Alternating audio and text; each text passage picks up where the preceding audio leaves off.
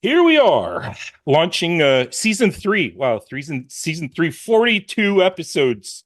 And today, well, I can't be any happier than Hutch Harris joining me from Portland over on the West Hey, Coast.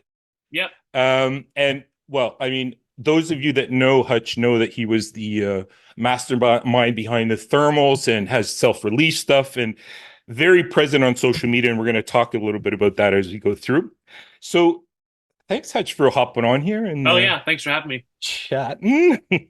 um, I love backstories. I love the idea of when it clicked in your mind that music was going to be something that you couldn't ignore, that it was going to have to be a part of you as you evolve in this world of ours. What were those first recollections that you have when music started to become vital for your existence? It was pretty early for me. My dad is a musician. He's a pianist. So music was really big in our house growing up. And well, when I was about, I must have been like 7, he gave me, it was like a combination phonograph and 8-track cassette player. So yeah, my dad didn't have the coolest taste in music. He loved the Beatles, so we had Beatles records, but that was like as Right. far as like rock stuff, there was almost nothing else. He loved the Beatles, then we just listened to like jazz and show tunes. So he gave me Okay. like the record player and the 8-track cassette, but mostly I was just listening to old like show tunes or like old jazz and then the Beatles. But yeah, but It it was pretty early, like 6 or 7. well, and it. I mean, I've seen a couple of Instagrams where you had your dad on playing, and Oh I yeah, mean, for what a sure. blast! You guys look Oh like yeah, you're it's having great. just like so cool. Yeah, And yeah, it's really cool. Yeah.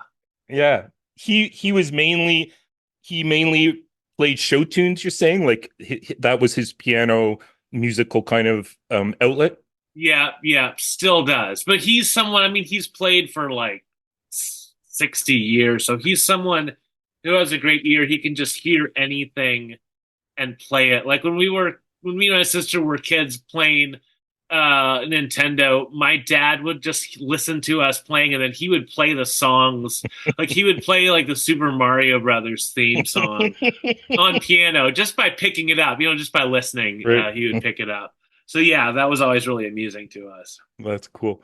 I've Yeah. met such people too. They just one time they listen to a song, they're like, "Yeah, give me a bass guitar, whatever you want," and they just off they It's go. crazy. Yeah, we did it. I did a show with my dad where we had comedians on would come on stage and my dad would just like play piano and accompany them like while they told jokes. But then some of them wanted to sing songs and he would be like, "Okay, just start singing the song." And it was a song he might not even know. They would just start Right. singing it and then he would just find the key on piano and then he would just be playing this song live at a show that he wasn't even familiar with. He could just jump right in. Yeah, that stuff like blows my mind. Yeah, no, it's unbelievable. It's a great skill to have. Yeah, so I cool. think most of the rest of us have to practice a lot and Yeah, yeah, nonstop. see. Just Yeah. to be barely as good as that. Yeah. Yeah. So I imagine your dad had a huge influence on your trajectory as you were becoming of age, into high Yeah, for school and sure. stuff. Like, For yeah. sure. When did you first pick up your first guitar and start playing that? When I was 14, I picked up the guitar and I had tried to learn a couple instruments. Like, I had actually picked saxophone first when I was like maybe 11, 10 or 11. And just wasn't, it didn't gel. And then my dad really wanted me and my sister to play piano. So he had tried teaching us and it just didn't, it probably just, maybe it was just like too close, Hmm. just like for some reason it didn't stick. But once I picked up guitar, I was fully into it. Amazing. Yeah. And I mean, I imagine you had bands in high school as well that Yeah. got formed up and into college. Like, where did you start finding the sound that the thermals would become down the road? Like, can you see in retrospect now where you started to have more of that, post punky, a lot of distortion, fast, quite a departure from the Beatles. Yeah, for sure. I had like friends in high school who got me into punk stuff. Um and I always liked, like the more melodic punk bands like the Ramones or Misfits or even like Minor Threat. Even like there's a lot of Hmm. hardcore bands that are, like Minor Threat's hardcore, but it's still really musical. Right. Those are songs that you can just, I mean, I was like playing those songs on an acoustic guitar, Hmm. not long after hearing them for the first time. So I really like identified with a lot of those punk bands that are really just about just chords, just melodies, chords and melodies, and then for me that kind of crosses over with more indie stuff like Hmm. Guided by Voices or Sebadoh or Dinosaur Right. Jr. It's not too they're pretty similar, I think. Right. Right.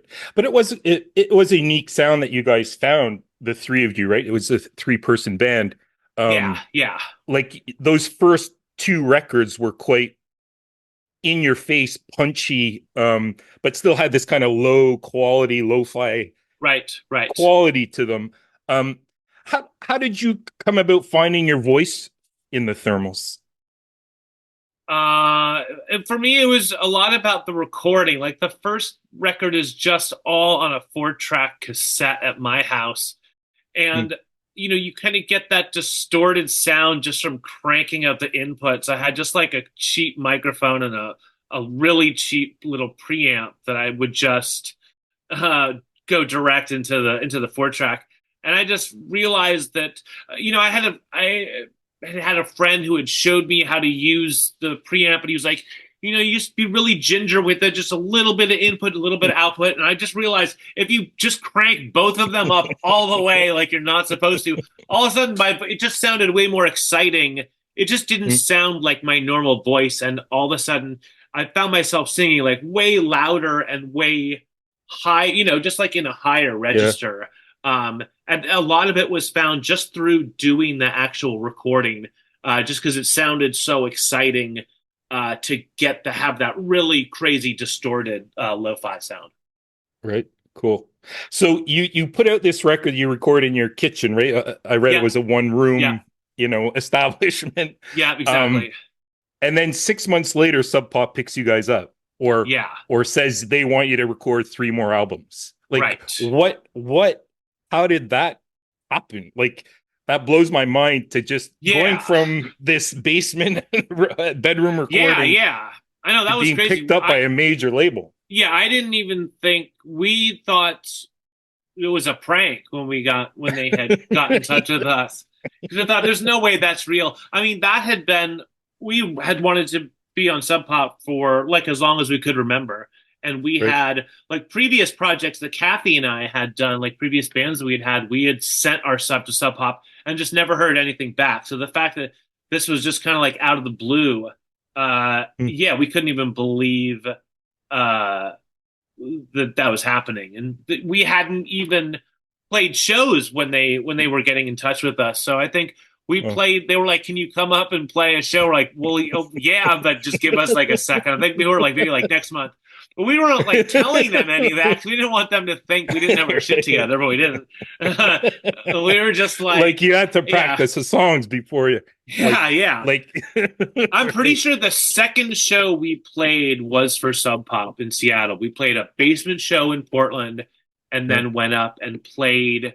There was this club that had like, like two rooms, like the main room with the big stage, and then had like a side, just like a bar to the side. And they let us just book a show and we just played on the floor Mm. in the second room, and that was kind of perfect for us because the band was so like barely ready to show, and Mm. it was basically like a private show for the people who worked at Sub Pop. So Okay. yeah, Okay. yeah, but that was cool, and then it just moved like super quickly. Yeah. After that, they invited us to the office. Actually, the Megan, who is still like the general manager at Sub Pop, she didn't make it to the show, so they're like, "Can you come up and play one more time?" Like, of course. So we came up one more time and played, and then and then they offered us a record deal after that. That's amazing. Yeah, it So was the cool. first record that you recorded with them was the the Body, the Blood, and the Machine. Is that That's the third one. More okay? Parts Per Million was the first one, and that was the one that I had just done at my Right. house.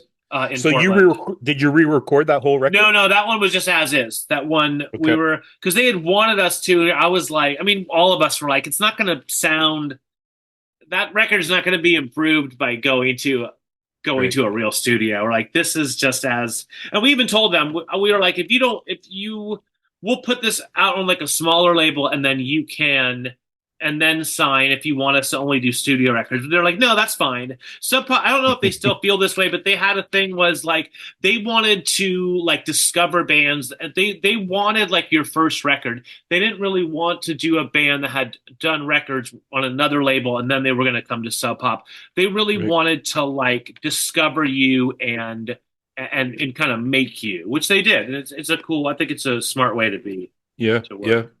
What what were the greatest changes that happened once you had gotten picked up to the thermals? What was, I mean, I'm sure there's obvious answers you can give, but to you, what was the most, alarming or shocking thing, or wow, this really transformed? Like, what were those big realizations that you had had once you had gotten picked up? The main thing was booking shows. Like just being on Sub Pop opened every door. Like because all the smaller projects we had before the thermals, we were always booking our own shows, and it's so hard to Hmm. do, and no one wants to like take a chance on you. And they shouldn't. There's no, you don't bring anyone in. As soon as we were on Sub Pop, you had like booking agents who wanted to book us, and then any club. You're starting out, so it's still like the smaller clubs, but it's all the cool clubs. It's all the places you want to play. All those Right. doors were just automatically open, and then you could just immediately go on tour. And then there were other bands that would take you out on tour. Like, we went on tour with Hot Hot Heat and the Right. Walkmen and Death Cab for Cutie. Like Oh, immediately, that was all in the first like 6 months of the oh, band playing show. So that was what was crazy. And then going to Europe automatically and just all that and you would know we really noticed that when you got to Europe and like every poster uh that was advertising the shows we were playing all had this, they had put the Sub Pop logo on the poster because it means something over here, but it means something even more right. overseas, Right. just that stamp of approval. Right. Amazing. Yeah. And let's move a bit into your solo stuff. Uh-huh. I mean, I was listening to it to try to like pick out the differences, or like, I mean, it's you for sure, the Right. lyrics and the assembly. And Right.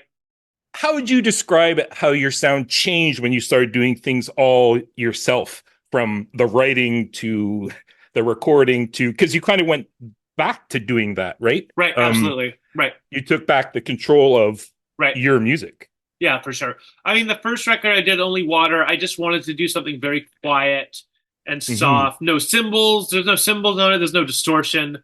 Because that's what, I mean, the Thermals was only cymbals and distortion. So I was just trying to do something quiet and just mellow, which just doesn't come super naturally to me. But I just wanted to do, after doing the Thermals for like 15 years, I just thought the best Hmm. thing at that point was to kind of do the opposite.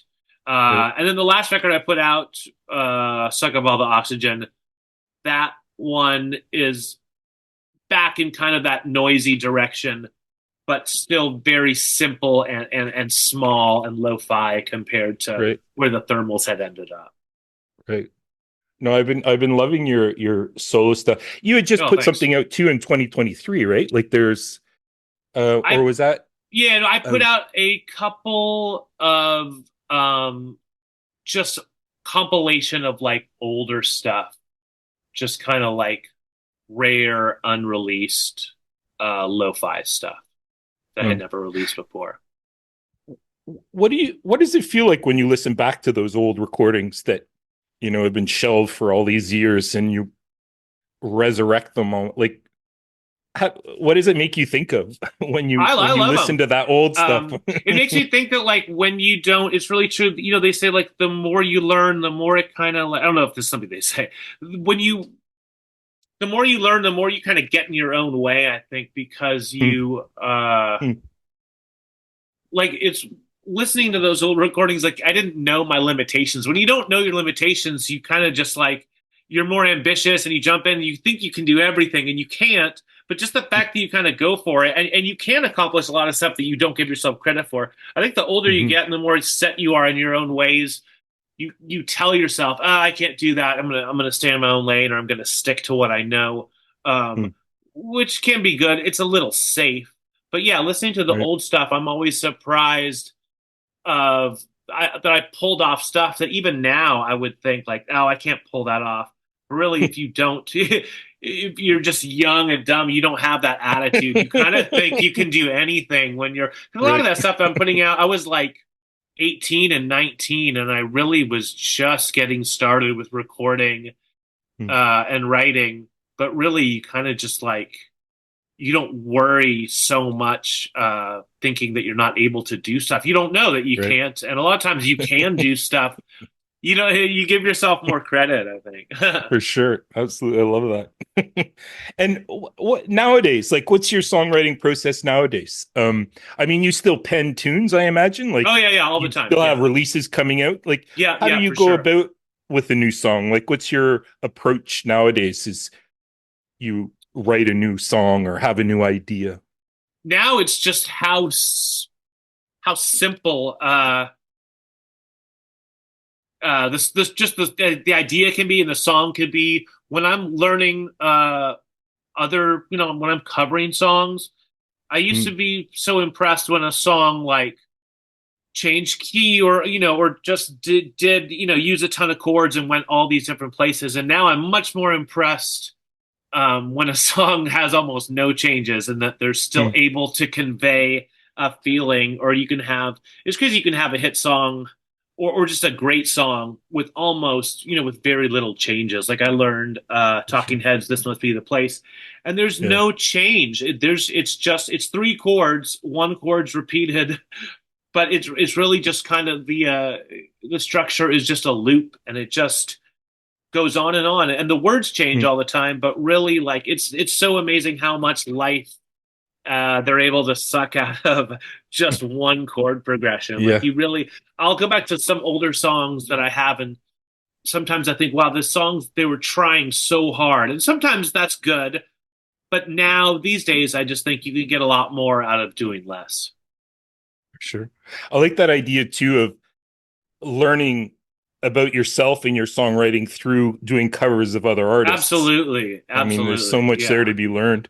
And with new AI tools, I wanted to tell you about this AI Uh-huh. chord, like where you just plug a song in, it shows you the chords, the Oh, melody, really? the Uh-huh. lyrics. It's really quite amazing. Oh, I'll yeah, uh, yeah. I'll send that along your way Oh, because okay, cool. if you know three chords, you can play about 90% of the songs that are out Absolutely, there. yeah, for sure. And speaking of covers, so you have this new initiative starting in 2024 on Yeah, Instagram where you're yeah, covering songs for 25 bucks. right. Where did that idea come from? I know you've been doing covers on Instagram for well, a long time, a while anyway. Yeah, yeah. It's What just like in what was like the catalyst of September that? of Yeah. last year. I don't know. I mean, I'm always, if you're trying to be an independent artist, you're always just hustling in small Right. or big ways, and a lot of it's just small ways. Um, Yep. I was thinking, you a lot of hustling in art is trying to figure out ways to get paid for things that you already do for free. So, I That's a don't know. quote A there, lot of it, yeah, actually. yeah, for sure, for sure. Also, I mean, a Nice. lot of the stuff, I think being impulsive in your art or your hustle is a good thing because, again, you don't get in your own way. You just think of an idea and immediately just give it a try. And Mm, I thought, well, people are requesting songs all the time. How much? I mean, $25. It's not a lot of money, but it's not a tiny. People pay $25 for a record. It's you yep. can get a lot for $25. So I just kind of put it out there. This was like September of last year, and Mm, I thought, well, maybe we'll get a couple requests. This will go on for like a couple weeks or something, and then it's been I've done like 150 songs so far, so it's great. mm. It's not a job, but it's something it's something that I like to do, and that people like the response to it, like the emotional response has been great. Like it's something that Right. makes people happy. Yep. And so yeah, Yep. I'll keep it up as long as people still want to hear it. Has there ever been a request where you're just like, no, no, Yeah, I'm not yeah. doing There have been, it? yeah, yeah. I say I'll play any song, but I won't play any song. There's just some. If a song has what if the lyrics, there have been some lyrics that are just kind of foul, like about Right, I don't know, sexual. There's some lyrics I've just found distasteful, and so I'll just right, go to the person and say, "Hey, is there another song by this artist you like?" I'll give right, someone their money back if we can't agree on a song. But so far, everyone, I mean, these are people who like my songs and like me, and right, these are right. nice people, and no one's trying to like like trip me up. I don't think with these songs. So yeah, but Right that's on. only been just like a few times. I'll be like, hey, I'm uncomfortable singing these lyrics. Let's just try a different song. Yeah, Right, right. people have been fine. And how do you get the request to actually posting it on Instagram? What's the in between parts of all that? The process is to find the chords and lyrics, which 99% of the time are on Ultimate Guitar. So Right. I will go there. And then there have also been times where, like, if the chords and lyrics aren't online, I'll just tell the person, hey, I can't. Because I don't like, I can definitely learn a song very quickly and like play it and record it, but I can't figure out, like, that's never been my specialty is like listening to a song and figuring it out. And like when I was in the thermals and we covered songs, it was always Kathy who was figuring out the songs. Like she had a really good Okay. ear for that. So we'd be like, let's Right. cover that song. She would sit down on the bass and figure it out. But like yeah, that process that I can't do that. That would add like hours or days to this whole process. So Mm. but fortunately, Ultimate Guitar is really good for, yeah, yeah. So I'll just kind of like set it up on my laptop. I'll listen to the song a few times, and Mm. then these days, as the project goes on, I try to listen to the songs much less. And especially if I Mm. know the song, I won't listen to it at all. Right. Uh, Now, like only in the past week or two, I've just moved into just like first just looking at the chords and lyrics because a lot of songs if the song is a solid song you can see it on the page, you don't need to Right. hear it. And when I'm listening Right. to a song, sometimes you get caught up in, you're trying to do like an impression of the singer or the song, you're trying to recreate it. The less Mm. you think about the original version, the better I think it's going to be. That's what I found for me. Like if I'm doing, Mm. I think it's more entertaining, it's more unique too. If I'm giving you like my version of this song as opposed to just like recreating the original recording.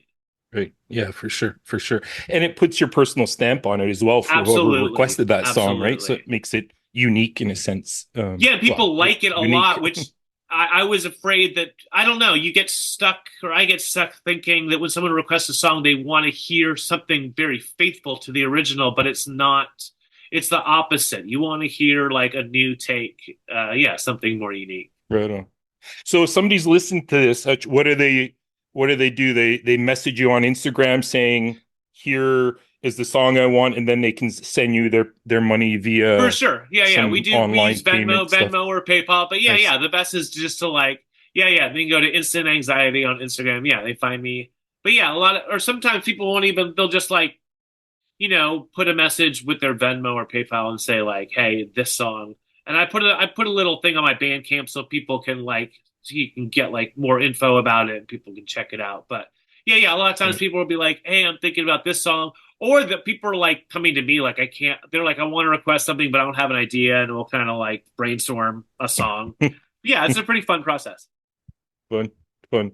Yeah. Um, and what's coming down the pipe for you in 2024, other than your covers and maybe a cover album? Or what's up Maybe for eventually. I have 2024? I have a record of originals almost done. I have been Nice. mixing it for the past like month or so. And I'm really like in the final stages. Like I'm hoping to finish mixing it this week, get it mastered, and then have it out maybe March, I think. Maybe February, Amazing. but probably March. Yeah, and then start doing some shows. and then just start recording again. It's kind of just like the The cycle. cycle. I have I have a studio at my house, so there's no No reason fun. for me to not be recording all the time. Right, right. And you always have enough material as well. Do you ever hit like a dry spell where it's just like No, I wish I could. Because I always feel like I have this long list it's a of good songs that problem. I've written. I know. It's definitely a good problem to have. I mean, there have been a few of these covers that I've done where I'm like, oh, that like suits me so well that I am going to try to do a recording of that. Um, which has never been the case. I haven't recorded that many covers, but yeah, I mean, really, every time I sit down and pick up the guitar, I usually, if I'm not working on something else, I'll usually come up with something new. And a lot of times I'm like telling myself to stop writing stuff because because I don't want to feel like every time I make a record I'm just cleaning house. I want to feel like Right, I'm just coming up with something, a new idea, and then getting it down and getting it out. right, As opposed to always having this like backlog of songs in my head. But it's right. hard. It's hard to stop that flow. But yeah, it's no complaint. It's just like how it is for me. And if you had to give a sentence that describes this new set of songs that you're working on right now, like how would you describe it in a sentence or two? Um, I would say to my ear, it's a very old fashioned type of rock record. Like it's very like I say to my ear because I don't think it's going to sound this way to other people. But to my ear, it's something that's coming from the 60s and 70s. It's a rock band, but there's a lot of acoustic guitar, and my dad played organ and keyboards on it. Yeah. I think it's quite old fashioned. It's the songs are very sentimental. I wouldn't say they're all sad. There are some sad songs, but yeah, it's some very sentimental, old fashioned rock songs. Amazing. Can't wait. Can't wait. Cool. Well, Hutch, I want to thank you just for hopping on here and Oh, for sharing some sure. of Thanks, your Chris. history and your music. It's really fascinating. Great stories. I'm Thanks, glad that man. we're putting them on tape Oh yeah, me too. so that we'll listen to them in the future and be like, yeah, I remember that. So, Yeah. but thanks so much for hopping on and joining me. Yeah, man. Thanks for having me.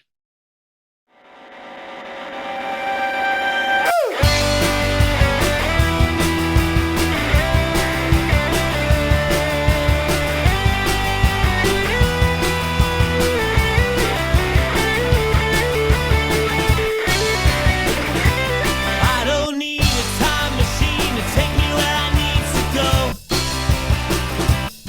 I don't need a tiny scene to tell me what I need to know. I don't need a single thing to tell me what to feel or say. I will find my way. Away. The path they choose, the map they use, I throw away.